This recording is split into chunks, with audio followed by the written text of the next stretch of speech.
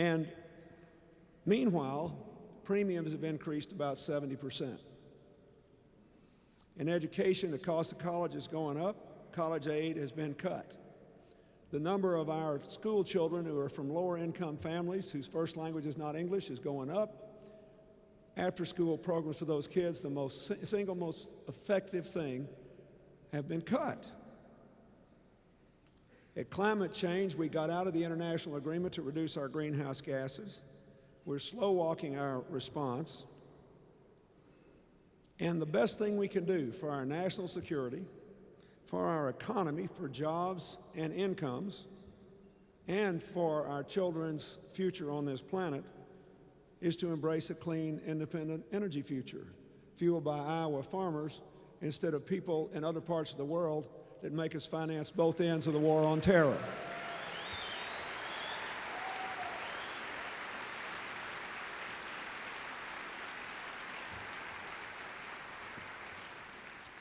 We have a government that is unprecedentedly unaccountable, and on occasions,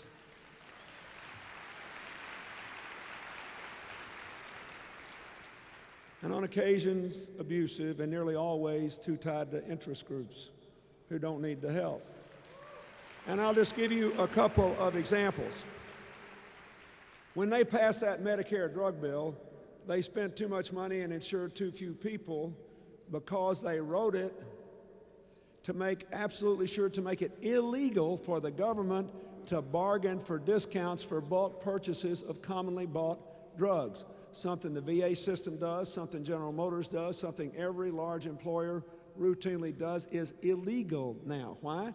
Because they had to give a cut to the people providing the medicine and the people providing the coverage. And as a result, there's a so-called donut in this bill. And a bunch of seniors are fixing to fall into the donut hole. Once you get a certain amount of medicine, then you have to pay for it all until you spend a certain amount more money, then you get covered again. The donut hole is what they cut out to shovel the money to the health insurance companies and the drug companies instead of letting us bargain for lower prices.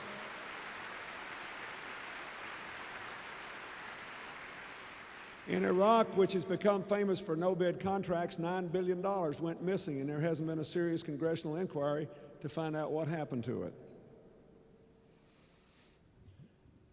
In the environment, there have been count them, 6 court cases in the last 2.5 months, just in the last 2.5 months, where federal judges have excoriated the administration for flagrantly violating the law. I knew they were doing everything they could to undermine my attempt to protect 50 million acres of national forests, which the Audubon Society said was the most important conservation move in 40 years. They've been trying to undo it since the day they got there. They are now trying to keep from following laws that have been on the books that were signed by Richard Nixon. This is unprecedented. We got a law we don't like. Hey, we're in power, we'll ignore it. This wiretapping thing has been consistently misrepresented.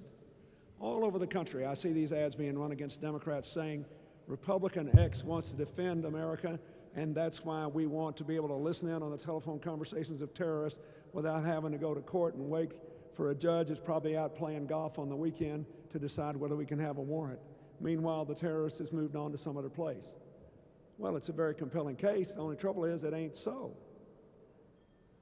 That's not the position of our party or the current law.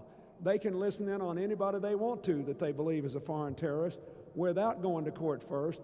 But in case they make a mistake, they got 3 days after the wiretap to go to court and present the evidence, because that's the accountable thing to do that protects your security and follows the Constitution of the United States.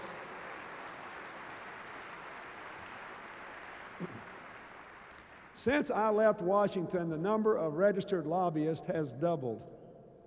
What does that tell you? In the whole history of America, in only 5 years, we doubled the number of lobbyists. There's a reason people are paying for them to be there. They get a good return on their investment. And I got tickled, you know, Mr. Rove said that he was just a casual acquaintance of this Mr. Abramoff. He was casually acquainted with him. Then the White House produced the records that showed that Mr. Abramoff had 485 contacts with the White House. Now, I always knew that Karl Rove was a shy man, but I didn't know you had to meet him 486 times before you knew him. And then there's the budget. They took a $5.8 trillion projected surplus and turned it into a $5.3 trillion debt. They want a medal this year because the deficit's only $250 billion. And that's because they're spending Social Security money we stopped spending. We didn't do that in my last years, and we still produced a surplus. The real deficit's over $425 billion, as your own newspaper here in Des Moines pointed out today. And they act like we ought to give them a merit badge. But the thing that really bothers me about this deficit, I love saying this, I never had a nickel to my name till I left the White House. And now I'm one of those guys that is the most important person in the world to my president and my congressional leaders. I'm a millionaire, and they love me better than they love anybody else on earth. In the last 5 years, for the first time ever in the history of warfare, we cut taxes for the richest Americans. Tom DeLay, the unlamented Tom DeLay, whose spirit still walks the halls there, once said, there is nothing you can do in wartime that is more important than cutting taxes, disproportionately for people like me, he might have said, which means he thinks Abraham Lincoln, Woodrow Wilson, and Franklin Roosevelt were real dummies. What does that tell you about the people running the show up there? Now, let me tell you, most farmers understand this, but people ask me all the time, well, what great new ideas did you bring to Washington when you were president? Great new economic ideas. And I tell them the truth. I say, well, I did get Bob Rubin to come down from Goldman Sachs so he could talk all that fancy Wall Street talk to people and build up confidence, which is an amorphous thing. But the truth is, what we brought to Washington was arithmetic. I mean,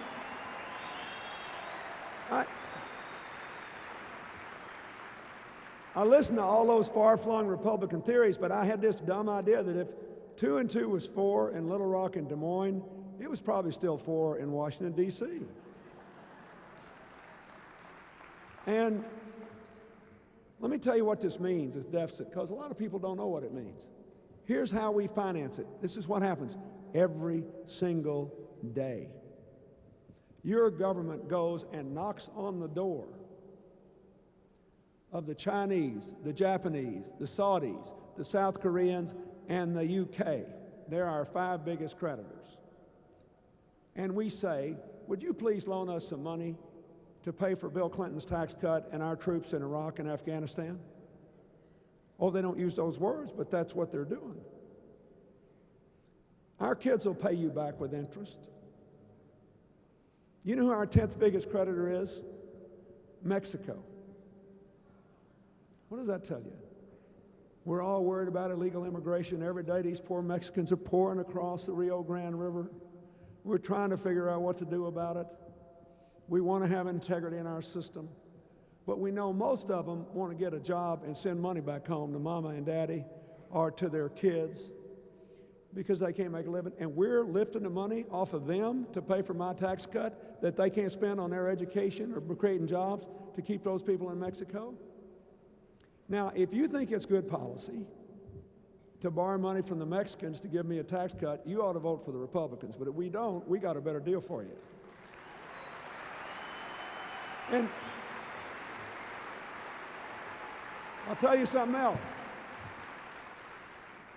There's probably a lot of people here from the labor movement who didn't agree with, who may not have agreed with all my trade agreements. But I'll tell you one thing I did. If I made a deal with somebody, I tried to enforce it. You know we had 5 times as many trade enforcement actions every year as they have now. You know why? Because our big problem is with China. But we borrow money from China every day to cover my tax cut and pay for our soldiers. Let me ask you something, wherever you live in Iowa,